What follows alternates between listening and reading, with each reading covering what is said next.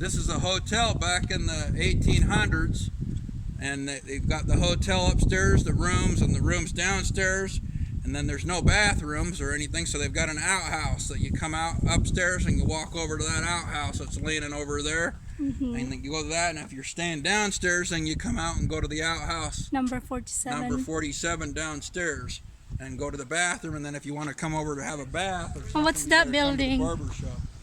I don't know what that building is. Oh, there's a barber shop. And what's this one? This is Josh Sullivan Saddler. That's where he got some saddles for his horses. Yep. So you'd come in here and you'd buy your saddles for your horses. And because there was no cars and stuff, you saddled up your horses and Okay, go back. went around on a buggy. And it was super fun back in the old days. Let's go pay him for gold since you can afford to buy a milkshake. Okay. There's the barber shop, and you could come in here at the barber shop, and in the back there you could get a hot bath for 25 cents.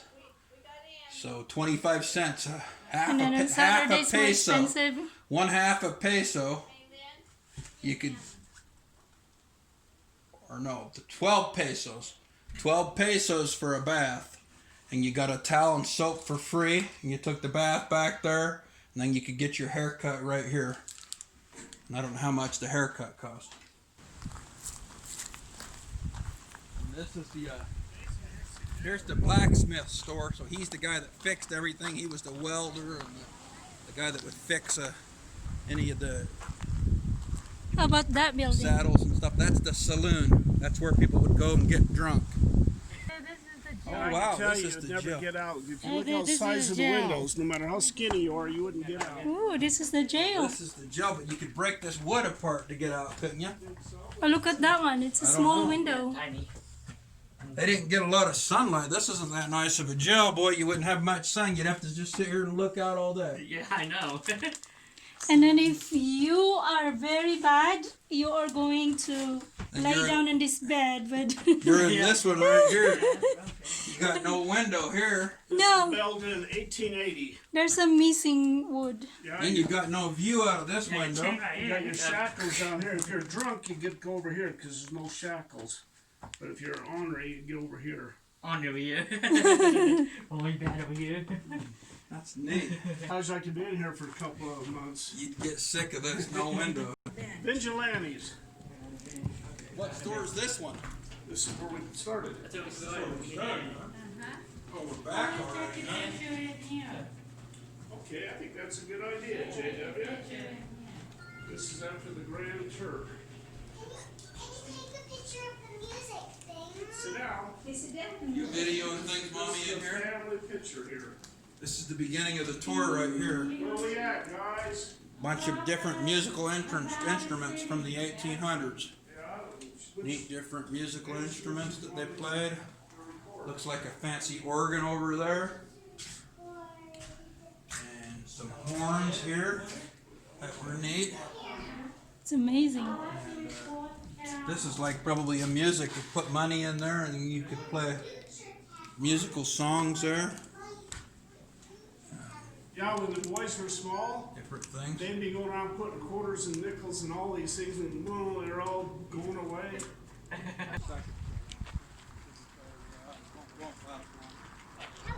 Mom and Dad all the time. And here's the train station where you can ride a train. Oh, there he Right is. there. We're in front of him.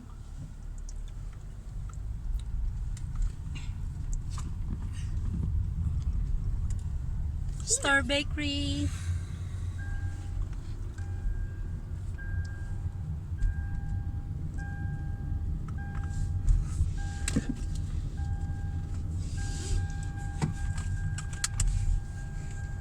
And this time, where are we going?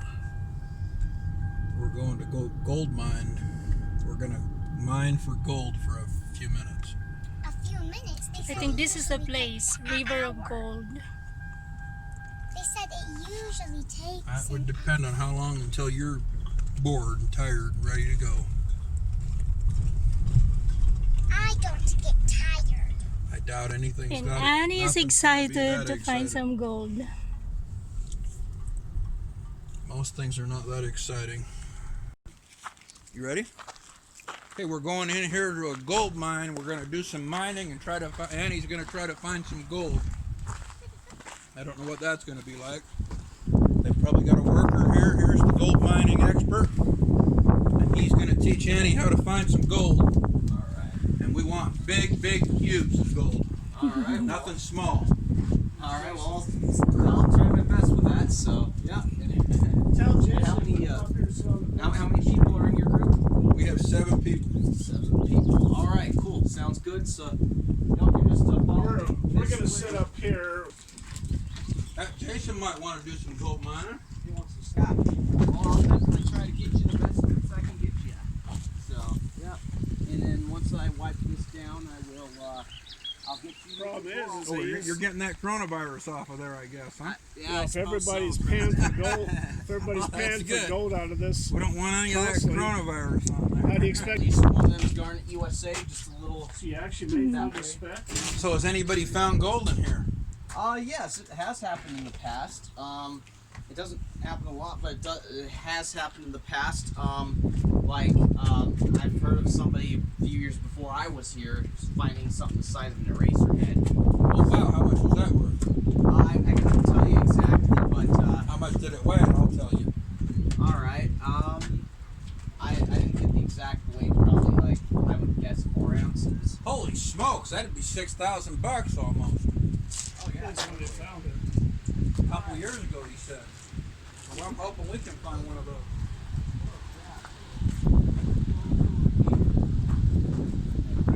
How do we get our pen? I will get you the pans after the tutorial. Oh, So yeah. Okay. All right, so first off, everyone, welcome to the River of Gold. Before you begin panning, I'm just going to go over a few things with you so that y'all know what you're doing. First thing I want to point out is you see these ridges right here. Those ridges are pretty important because you want to sort your gravel through those ridges. And what the ridges are going to do is they're going to help separate your heavy gravels from your light gravels. Or more specifically, what they'll do is they'll help keep your heavy gravels inside the pan and drag them toward the bottom of the pan. And the light ones will go up to the top and spill into the top while you're like shaking and panning and what have you. So anyways, think of the ridges as a nice filtration system of the rocks, and something to be aware of is your heavy gravels are often more valuable than your light gravels. More on that later. Okay, so while your ridges are pretty important, what's just as important is your technique behind panning. I've got 3 different techniques that I like to show. Ask someone else, they may have other techniques. But what I like to do is I like to first off dunk it in and slosh back and forth, side to side, like so. Back and forth, side to side. you see any big ones in there, Annie? No. Not yet. Shiny? What are we looking for? Gold. All right. Well, you're definitely looking for quite a few things, but I'll elaborate shortly. All right. So there's you slosh it back and forth, side to side. Another technique I like to do is I like to dunk it in and swirl it around in a circular motion. Think a tire or a wheel or perhaps even a vinyl record. All right. Gee, that's a lot of work there. They did this all day long, huh? Oh yeah, they would have done this all day long. Yeah, many of the miners and the panners from the 16th, from the 19th century. So yeah, they would have. Yeah, it would have been the way they made their living, of course, and crouched down against a stream or a river, and yeah, do this all day. Maybe even in the rain or snow. And then the third technique I like to do is I like to dunk it in at say 45 degrees and let the top layer just slide off to reveal the really good stuff below. Oh wow, we lost a lot of the good stuff maybe. All right, well, and the reason why I do that is to slosh off some of the really light gravel. Okay. And so ultimately though, you can do any of the 3 techniques in any order, but I would recommend you do that last technique I showed you after you do the other 2, because that way That way you can you'll be more likely, as I said, to wipe off some of the light maroonish gem that shows up a lot in this area. Okay, it is where first off, were any one of you born in January?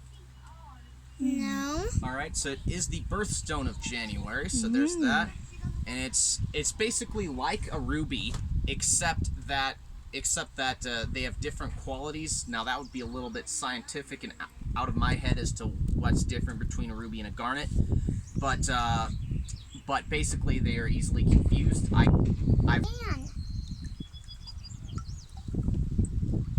Good job, Annie. You're working so hard. 1863 they were back here. Did you find some gold? Not yet. I think he found some.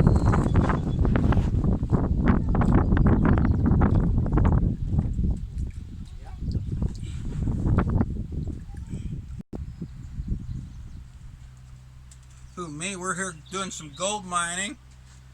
And we're hoping to hit the jackpot. Annie's finding some garnet rocks and amethyst. And we're hoping to find some pyrite, which is fool's gold. And then the ultimate big daddy that we're hoping to get is some real gold.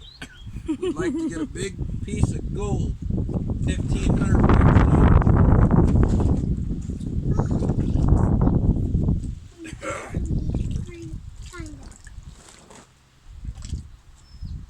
Daddy's not having much success finding any gold.